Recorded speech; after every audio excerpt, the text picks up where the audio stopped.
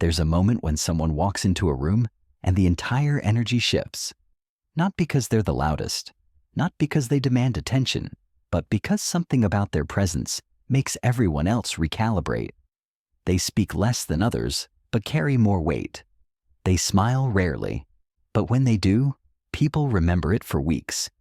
They seem to operate by different rules, and those rules make others gravitate toward them without understanding why.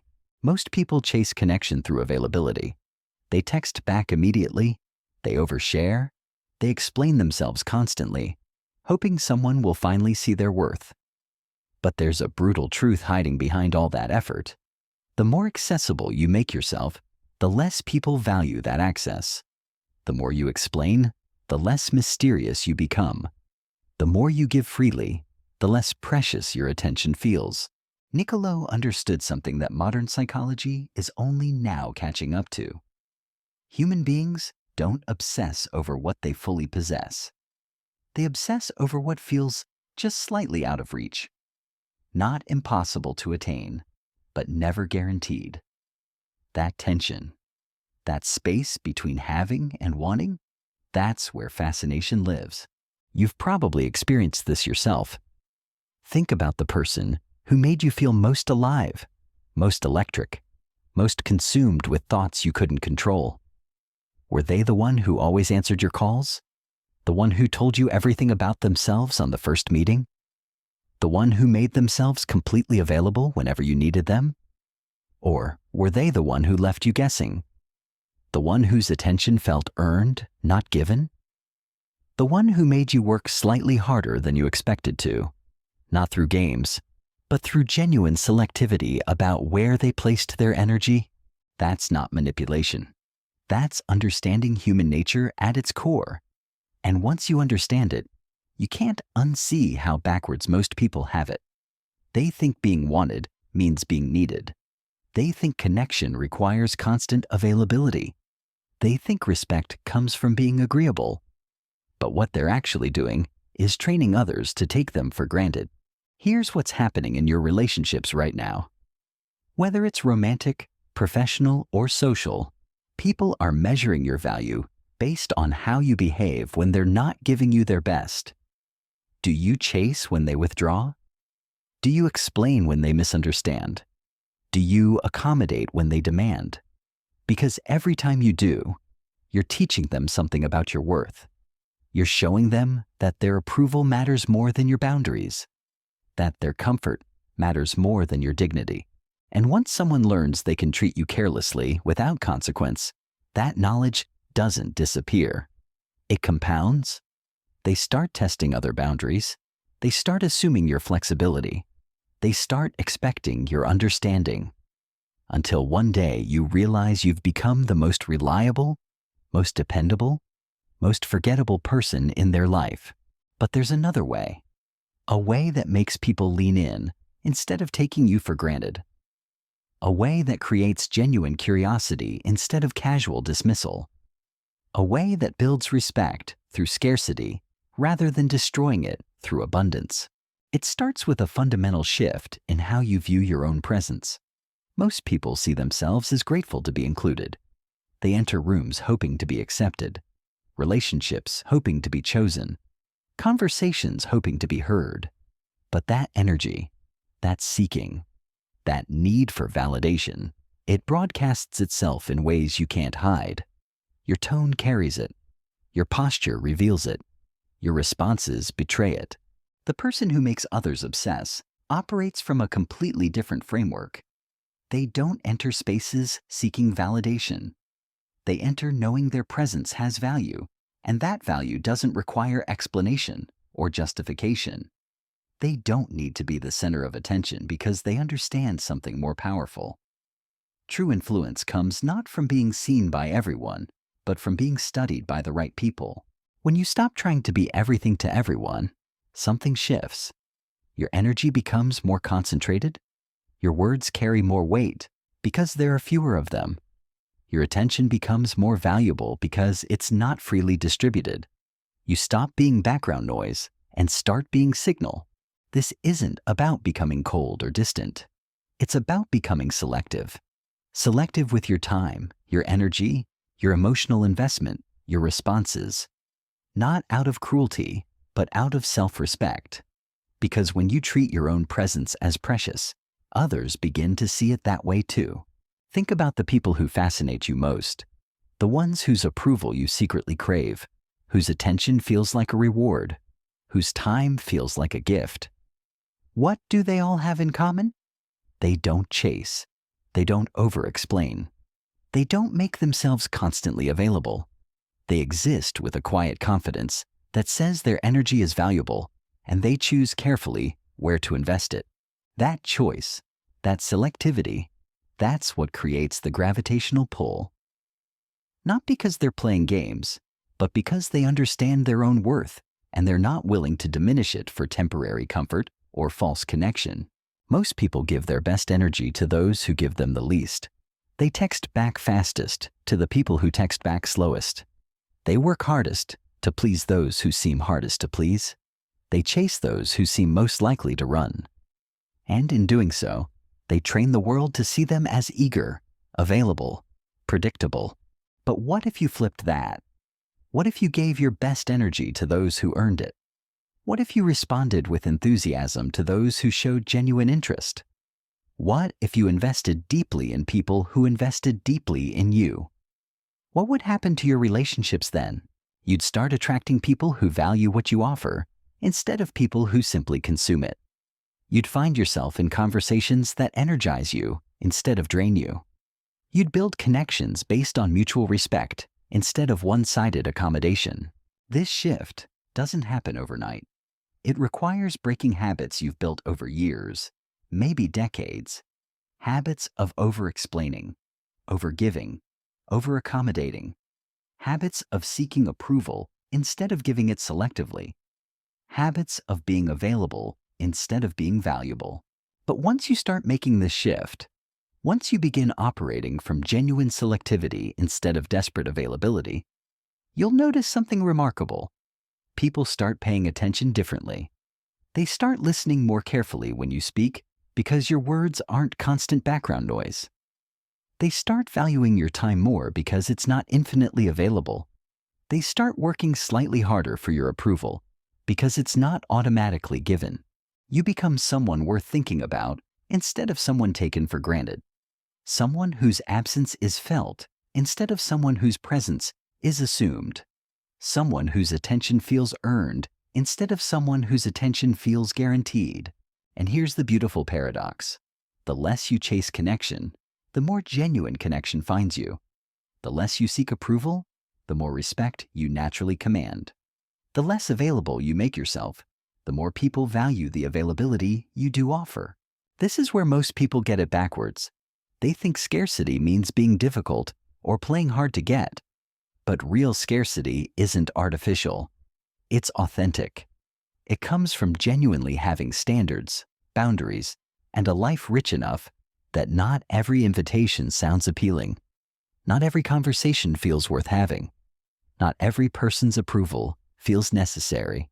When your selectivity comes from abundance rather than strategy, people can feel the difference. They sense that you're not playing games, you're simply choosing consciously. And conscious choice, genuine selectivity, authentic boundaries, these things are magnetic in a world full of people who say yes to everything and mean nothing by it. The question isn't whether this works. The question is whether you're ready to stop trading your dignity for temporary comfort. Whether you're ready to let some people be disappointed rather than disappointing yourself. Whether you're ready to be valued by fewer people, but valued more deeply. Because once you cross that line, once you start operating from genuine self-respect instead of approval seeking, there's no going back. You can't unsee how much of your energy you were wasting on people who didn't appreciate it. You can't unfeel how good it is to be chosen by people who actually want to choose you. This transformation doesn't happen through grand gestures or dramatic announcements. It happens through small, consistent choices that slowly reshape how others perceive and interact with you. Each time you choose silence over explanation, each time you prioritize your own standards over someone else's comfort, each time you let your actions speak instead of your words justify, you're building something powerful. The first shift happens in your responses. Most people react immediately, as if their phone buzzing demands instant attention, as if every question requires immediate answering, as if every invitation needs prompt acceptance or rejection. But when you introduce delay, when you create space between stimulus and response, something shifts in the dynamic. People start wondering what you're doing instead of texting back. They start questioning whether their message was important enough to warrant your immediate attention. This isn't about being rude or ignoring people. It's about recognizing that your responsiveness has been training others to expect instant gratification from you. And instant gratification breeds entitlement, not appreciation. When you respond thoughtfully, rather than reflexively, your responses carry more weight. People pay attention differently because they can't predict or control your communication patterns. The second shift happens in your presence. Most people enter conversations ready to fill every silence, to smooth over every awkward moment, to keep the energy flowing regardless of whether that energy serves them. They laugh at jokes that aren't funny, agree with opinions they don't share, and mirror emotions they don't feel, all in service of maintaining comfort for others. But comfort isn't your responsibility. Your responsibility is authenticity, and authenticity sometimes creates tension. When you stop being the social lubricant, when you stop rushing to fill every pause, when you let awkward moments exist without rescuing everyone from them, people have to step up. They have to contribute more. They have to work slightly harder to earn your engagement. This doesn't make you difficult. It makes you selective. And selectivity is what separates those who are respected from those who are used. The third shift happens in your availability. Most people operate as if their calendar belongs to whoever asks first, as if their free time is community property, as if saying no requires elaborate justification and multiple apologies. They book themselves solid with obligations they don't want, commitments that drain them, and activities that add nothing to their lives, all because they haven't learned that their time is their most precious resource. When you start protecting your time like you protect your money, everything changes. People stop assuming you'll be free whenever they need something. They stop treating your schedule as infinitely flexible. They start planning around your availability instead of expecting you to plan around theirs. This creates something powerful. It creates the sense that spending time with you is a choice, not a default. That your presence is earned, not assumed. That your attention is valuable, not endless. The fourth shift happens in your emotional investment. Most people pour equal energy into every relationship, giving their deepest thoughts to casual acquaintances, their strongest support to people who barely reciprocate, their most vulnerable moments to those who haven't proven they can handle them safely. But emotional investment should mirror emotional return. When you start matching energy, instead of always giving more than you receive, when you reserve your deepest conversations for those who offer depth in return, when you stop being everyone's therapist and start being selective about who gets access to your inner world, relationships naturally sort themselves. Those who were only taking will fade away. Those who were genuinely interested in mutual connection will step closer. And you'll find yourself surrounded by people who appreciate what you offer instead of people who simply consume it.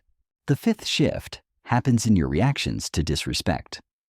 Most people absorb small slights, tolerate subtle dismissals, and excuse behavior that makes them feel small, all in the name of keeping peace or maintaining relationships. They convince themselves that being the bigger person means accepting less than they deserve. But there's a difference between choosing peace and accepting disrespect. When you start responding to boundary violations with calm withdrawal instead of emotional explanation, when you let your absence speak louder than any argument could, when you stop trying to convince people to treat you well and simply remove yourself from situations where you're not treated well, people recalibrate. They start understanding that access to you isn't guaranteed, that your tolerance has limits, that crossing certain lines has consequences, not in the form of drama or confrontation, but in the form of distance and reduced access. This creates something remarkable. It creates the sense that you have options, that you don't need any particular person or situation more than they need you, that you're choosing to be present rather than having nowhere else to go. The sixth shift happens in your self-disclosure. Most people share their entire life story within hours of meeting someone, reveal their deepest insecurities to prove they're relatable, and offer their most personal thoughts as conversation starters. They believe vulnerability creates connection, and while that's sometimes true, timing matters. Vulnerability shared too early or with the wrong people doesn't create intimacy. It creates imbalance. When you keep some parts of yourself private, when you reveal depth gradually and only to those who've proven they can handle it responsibly, when you understand that mystery is more magnetic than complete transparency, people work harder to know you. They ask better questions. They pay closer attention to your answers. They value the information you do share because it feels earned rather than freely given. You become someone worth discovering instead of someone who can be understood in a single conversation. These shifts don't make you manipulative or calculating. They make you conscious. Conscious of your own value. Conscious of how your energy is being received and reciprocated. Conscious of whether your relationships are adding to your life or subtracting from it. And consciousness is what separates those who are chosen from those who are simply convenient. Those who are respected from those who are taken for granted. Those who create genuine fascination from those who fade into background noise. The person people obsess over isn't the one trying hardest to be liked. It's the one who likes themselves enough to have standards, who respects themselves enough to maintain boundaries, who values themselves enough to be selective about where they invest their precious time and energy. This creates a psychological shift that most people never experience.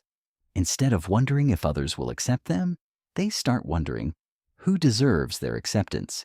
Instead of hoping to be chosen, they become the one doing the choosing. Instead of seeking validation, they become a source of validation that others quietly crave.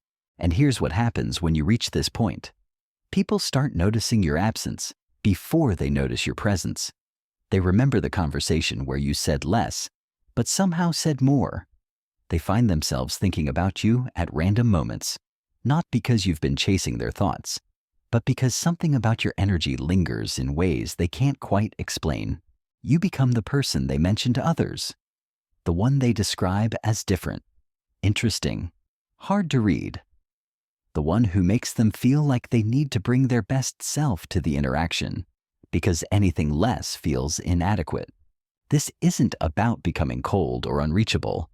It's about becoming someone whose warmth feels earned rather than automatic, whose smile carries weight because it's not distributed to everyone equally, whose attention feels like a gift because it's genuinely selective. The most fascinating people understand that influence isn't about being seen by everyone. It's about being remembered by the right people. It's about creating moments that stick, conversations that echo, interactions that leave others slightly changed. When you stop trying to be everything to everyone and start being authentically selective about where you place your energy, you create something rare in a world full of constant availability. You create genuine scarcity, not artificial scarcity built on games and manipulation, but authentic scarcity built on self-respect and conscious choice. This scarcity becomes magnetic because it's real. People can sense the difference between someone playing hard to get and someone who genuinely has standards, between someone withholding attention strategically and someone whose attention is simply valuable enough to be selective about. The transformation doesn't require you to become someone you're not.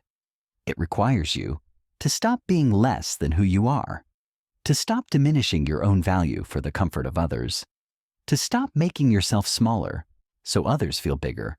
Most people spend their lives trying to prove they're worthy of attention, respect, love. But proof-seeking is exhausting. And it never ends because external validation is temporary. It needs constant renewal, constant feeding, constant maintenance. But when you shift from seeking worth to knowing worth, everything changes. You stop performing for approval and start living from authenticity. You stop chasing connection and start creating it through genuine selectivity and conscious presence. The person people obsess over isn't trying to be obsessed over. They're simply living with such clarity about their own value that others can't help but notice. They're not playing games. They're playing a different game entirely. One where self-respect isn't negotiable, where boundaries aren't suggestions, where their energy is precious because they treat it as precious. This is the etiquette that creates fascination. Not the rules of proper behavior, but the deeper understanding of human psychology. The recognition that people value what feels valuable, respect what commands respect, and obsess over what remains slightly out of reach. You already have everything you need to create this shift. The only question is whether you're ready to stop settling for being taken for granted and start demanding to be truly seen. Whether you're ready to be valued by fewer people, but valued more deeply. Whether you're ready to trade constant availability for genuine magnetism. Because once you make this choice, once you start operating from authentic selectivity rather than desperate availability, you don't just change how others see you. You change how you see yourself. And that internal shift, that quiet confidence, that unshakable sense of your own worth, that's what makes people unable to stop thinking about you long after you've left the room. The choice is yours. Continue seeking approval from everyone and receiving genuine respect from no one. Or start respecting yourself enough to be selective and watch as others begin to see you the way you've always deserved to be seen. Not as someone grateful to be included, but as someone whose inclusion makes everything more interesting. That's not manipulation. That's magnetism. And magnetism, real magnetism, is simply self-respect made visible.